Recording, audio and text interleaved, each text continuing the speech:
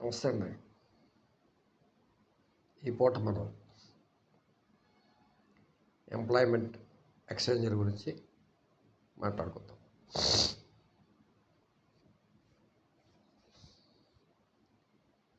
మన దేశంలో పూర్వకాలంలో ఎంప్లాయ్మెంట్ ఎక్స్చేంజర్లు అనేవి ఉంది. ఇవి నిరుద్యోగుల యొక్క లెక్కలు, విద్యార్హతలు, వారి యొక్క వయస్సు మొదలైనవన్నీ కూడా ఒక అకౌంట్ మెయింటైన్ చేసేవి. అయితే కాలక్రమేణా ఎంప్లాయ్మెంట్ ఎక్స్చేంజర్కి ప్రాముఖ్యత తగ్గింది. ఇప్పుడు మనకి జాబ్ రిక్రూట్మెంట్ విధానం ఎలా ఉందంటే, మనకి త్రివిధ దళాలు ఎవరికి వారే రిక్రూట్ చేసుకుంటున్నారు. అవునండి. తర్వాత పోలీస్ వారే రిక్రూట్ చేసుకుంటున్నారు. ప్రత్యేకించి ఒక రిక్రూట్మెంట్ బోర్డు ఉంది, వారే ట్రైనింగ్ ఇచ్చుకుని వారే రిక్రూట్ చేసుకుంటున్నారు.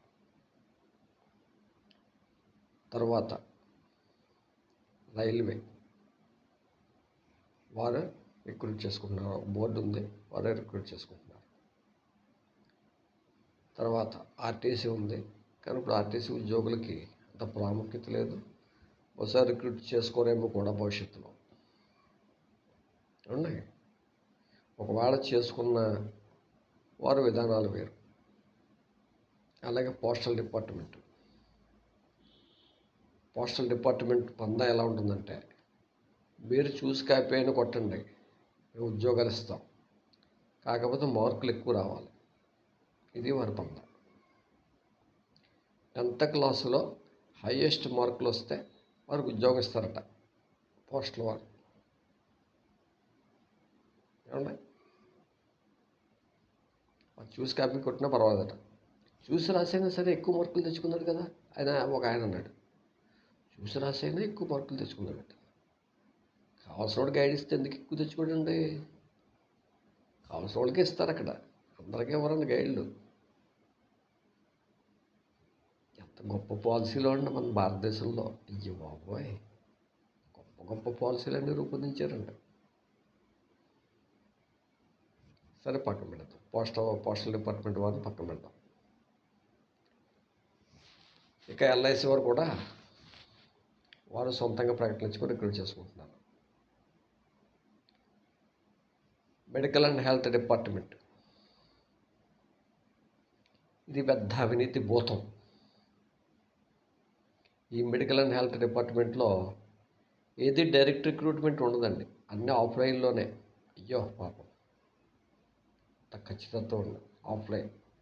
ఆన్లైన్లో ఉంటే మళ్ళీ తలపోట్లు వస్తాయి.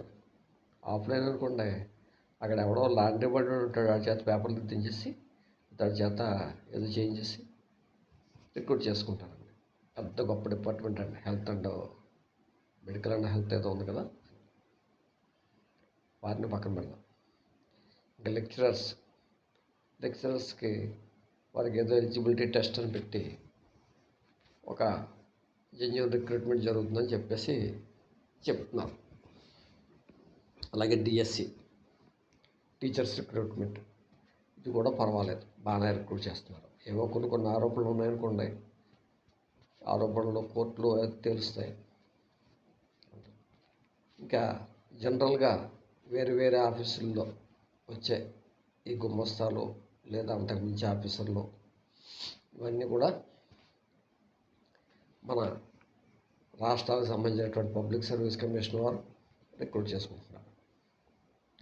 అది కాకుండా కేంద్ర ప్రభుత్వ సర్వీసుల్లో ఉన్న వారిని యూపీపీఎస్సి రిక్రూట్ చేసుకుంటుంది.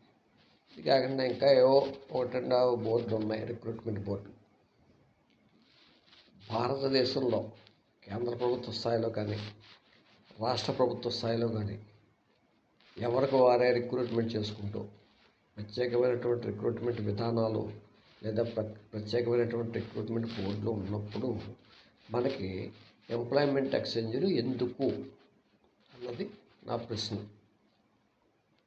ఉన్నాయి. ఎవరికి వారే రిక్రూట్మెంట్ చేసుకుంటున్నారు. ఇంకా ఎంప్లాయ్మెంట్ ఎక్స్చేంజ్లు ఎందుకు? సరే, ఒకరు అనొచ్చు ఎంప్లాయ్మెంట్ ఎక్స్చేంజ్లు అంటే నిరుద్యోగుల లెక్కలు తేల్చడానికి అనొచ్చు. ఓకే, నిరుద్యోగుల లెక్కలు తేల్చడానికి మనం ఒక రెవెన్యూ పరిధిలో కానీ పంచాయతీరాజ్ పరిధిలో కానీ లేదా వీరి ముగ్గురిని కూడా పంచాయతీరాజ్ మున్సిపాలిటీ రెవెన్యూ వారిని ముగ్గురిని కూడా సమన్వయం చేసుకుంటూ లోకల్గా తేల్చుకొచ్చండి ఇలాంటి లెక్కలు.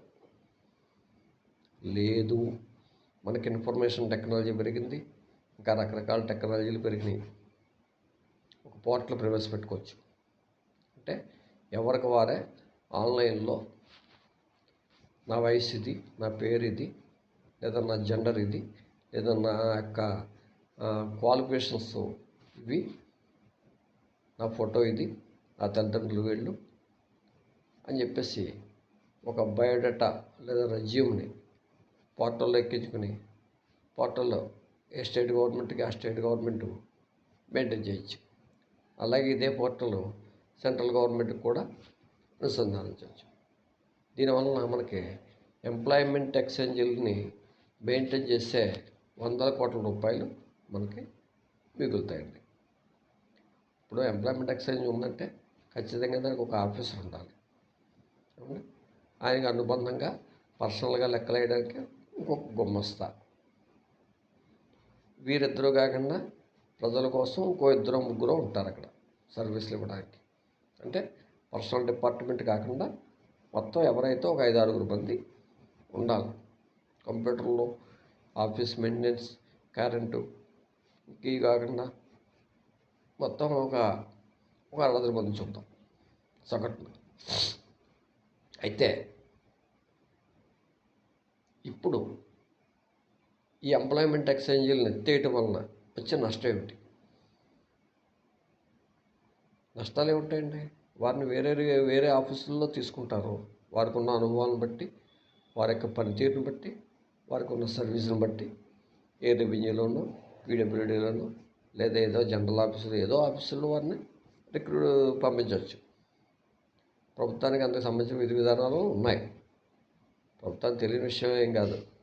డిప్యుటేషన్ ఏదో అంటారు. తాత్కాలికంగా రద్దు చేయొచ్చు ఎంప్లాయ్మెంట్ ఎక్స్చేంజ్లు, లేదా పర్మనెంట్గా ఎత్తేయచ్చు. దీనివలన ప్రతి రాష్ట్రానికి కూడా కొన్ని వందల కోట్ల రూపాయలు మిగులుతాయండి. అందువలన ఎంప్లాయ్మెంట్ ఎక్స్చేంజ్లు ఎత్తేసి ఈ యొక్క నిరుద్యోగుల యొక్క జనాభాను లెక్కలు వేయడానికి ప్రత్యేకమైనటువంటి ఒక పోర్టల్ని ప్రవేశపెట్టుకుని ఈ ఎంప్లాయ్మెంట్ ఎక్స్చేంజ్లు ఎత్తేయడం ద్వారా ఎవరికైనా ఉద్యోగాలు నష్టపోతే వారిని ఏదో ఒక డిపార్ట్మెంట్లో సర్దుబాటు చేసుకోవచ్చు. ఇందువలన మన రాష్ట్ర ప్రభుత్వాలకు, కేంద్ర ప్రభుత్వానికి కొన్ని వందల కోట్ల రూపాయలు మిగులుతాయి. అలాగే నిరుద్యోగుల యొక్క దోపిడీ కూడా తగ్గుతుంది. ఈవేళ కొన్ని ఎంప్లాయ్మెంట్ ఎక్స్చేంజ్ల్లో డబ్బులు తీసుకుంటున్నారో లేదో తెలియదు, కానీ మా చిన్నతనంలో ఎంప్లాయ్మెంట్ ఎక్స్చేంజ్లు ఒక క్యాంప్ ఆఫీస్ వేసుకునేవారు. ఏదో 2 నెలలకో 3 నెలలకో ఫలానా ఊరు అంటే ఒక మండల కేంద్రానికి, మండల కేంద్రం కూడా కాదు, ఇంకా అంతకంటే పెద్దది రెవెన్యూ డివిజన్ కేంద్రానికి వచ్చేవారు. ఒకళ్ళు ఇద్దరు వారికి అనుసంధానంగా కొందరు వ్యక్తులు బ్రోకర్లు ఉండేవారు. వారు 40 రూపాయలు ఇస్తే అప్పట్లో పేరు నమోదు చేయించేవారు. ఎప్పుడండి ఇది? 80ల్లో మాట, 85, 90ల్లో మాట అనమాట. వారికి 40 రూపాయలు ఇవ్వాల్సి వచ్చేది అప్పట్లో పేరు నమోదు చేయించడానికి. ఆ 40 రూపాయలు ఇప్పుడు 800 ఆలోచించండి. ఇలాంటి లంచాలు నిరుద్యోగులకి తగ్గుతాయి అన్నమాట. ఆ విధంగా మీరు ఉద్యోగాలు ఇవ్వకపోయినా నిరుద్యోగులకి ఆ ఖర్చులు మిగిల్చిన వాళ్ళు అవుతారన్నమాట.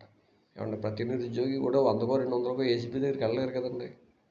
ఏమండి, అది కూడా పని భారం కూడా వాళ్ళకి కూడా. పెద్ద పెద్ద కేసులు పట్టుకుంటే వాళ్ళకి ఒక విసులుబాటు, సంతోషం ఉంటుంది, జవాబుదారితనం ఉంటుంది. ఇలా 100కి 200కి కూడా వారిని ఉపయోగించుకోక్కర్లేదు. అందువలన దయించి ఎంప్లాయ్మెంట్ ఎక్స్చేంజ్లు ఎత్తేసి మీ యొక్క ఆర్థిక భారాన్ని తగ్గించుకోండి అని చెప్పేసి నేను కోరుతున్నాను. ఉంటాను.